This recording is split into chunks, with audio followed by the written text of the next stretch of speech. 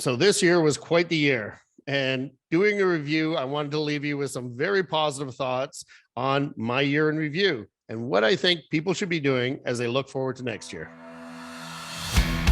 Hi, I'm Chris Reynolds, and I'm on a mission to help independent financial advisors build a better business through a remarkable client experience. In this podcast, you're going to learn how to do that from my conversations with the visionaries, the leaders, the independent advisors who are reshaping the future of the financial advice industry. At the end of each episode, you're going to walk away with an actionable idea that you can take and use right now, and it will help you to build a better business today. This is Turning the Page. So how was your year? I think 2022 will go down as quite the year in everyone's memory. It certainly will in mine. And I imagine that most of the people I talk to, it's going to go down in theirs. And this is really, it was my first year doing this podcast. And this is my why. My why is to give back to our industry. It's been my lifelong goal to help advisors build a better business. And this podcast really just helps me spread that message, build an advisor community, and really bring people together, like-minded people together who really want to create something for their clients and create this journey that we're all on. And I will say again, this is going to be a year to remember.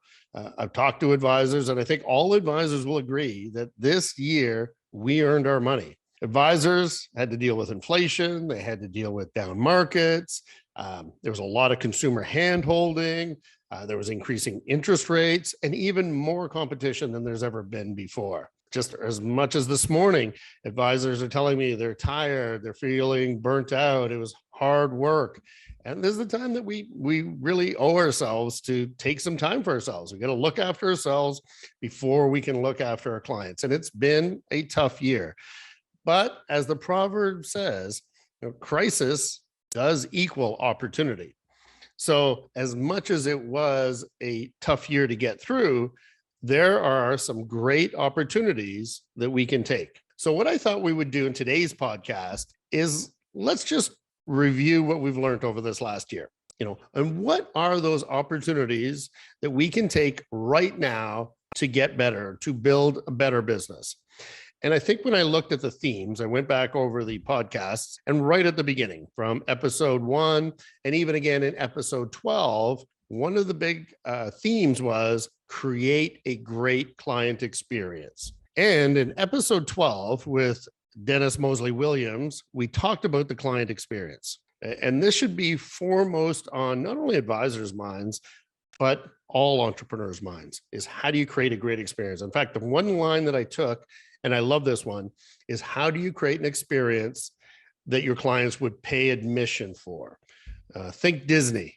Think of some organization that you actually pay admission to have a great experience, a memorable experience, a remarkable experience, an experience that you will remark to other people about.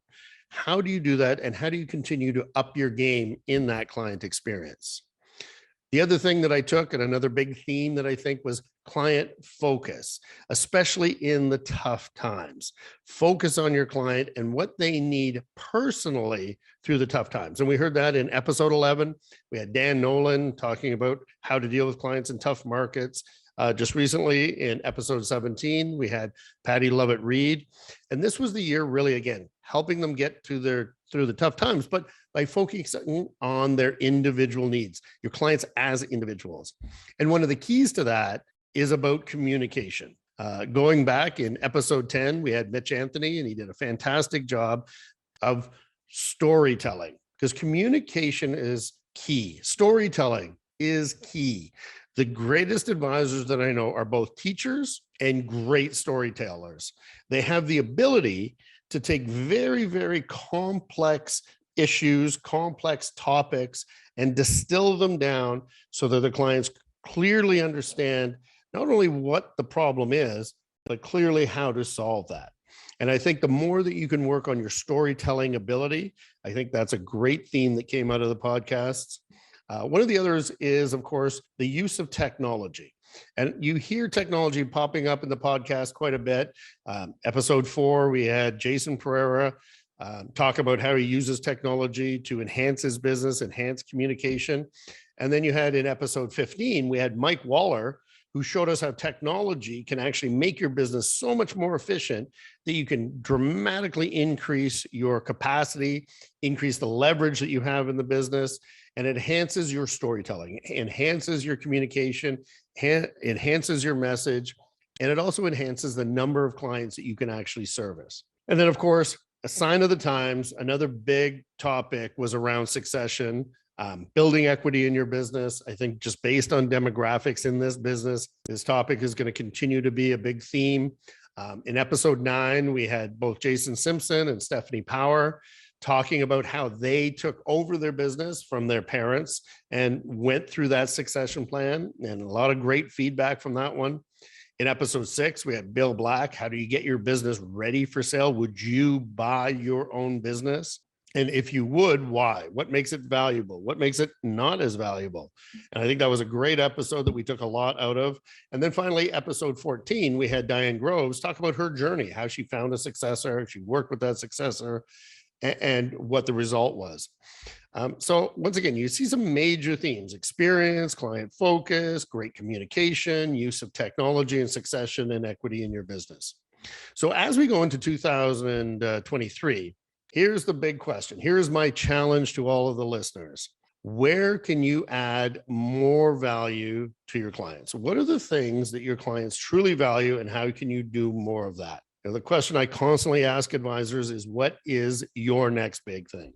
And here's some ideas, some ideas to ponder as you go into 2000. How do you segment by your client need, not just AUA? How do you put your client first? How do you start with, what does my client need? How do they want to receive it? And how can I do that? The next question you should ask yourself is, what are the most result-driven tactics that I can deploy? What are the things that really generate results? And how do you personally do more of them? Right? And that's constantly a challenge for every entrepreneur, is what are the things that work? What are the things that don't work? And how can I do more of the things that actually work? Because the big thing is, as we go into 2023, take control of your time. If I had to give a piece of advice, time is finite.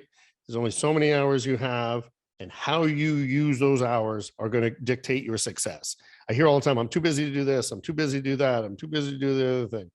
It's not that you're too busy, it's you just haven't allocated the right amount of importance to that time or that activity. And how you get more time? Think about constantly, how can I outsource? How can I delegate? And how can I systemize every aspect of your business? If you were to ask me, this is probably one of the best times to be in business. This is when your clients need you the most. This is where the anxiety levels are at the highest. We're seeing a lot of volatility in the market. As I said, we're seeing heading into theoretically a recession. People need financial advice. They need you. And you should be very proud of the noble profession that you have embarked on in helping them through these tough times. And personally, I want to join you on that journey. I'm here to help. As I said, my mission is to give back to the industry. So think about last year. How are you feeling about it? How was your year? What do you plan on doing next year? I would be happy to have a virtual coffee and talk about how you're feeling right now, what went well, what went not as well, and what are you going to do differently next year? I am more than happy to have a virtual coffee to discuss and bounce around some ideas. All right, so it's been a great year, and I'm certainly looking forward to next year. We have a great lineup of new guests coming on the podcast. I want to thank everyone for listening over this last year, and I want to wish everybody a very happy new year and look forward to a very prosperous 2023. Thank you. Thanks for joining me on Turning the Page. What did you learn from today's episode? If you follow me on LinkedIn, please drop me a comment there. I'd love to chat with you about it over a virtual coffee. Send me a message on LinkedIn, or you can do so at our website. The link's in the show notes. I'm Chris Reynolds, and until next time.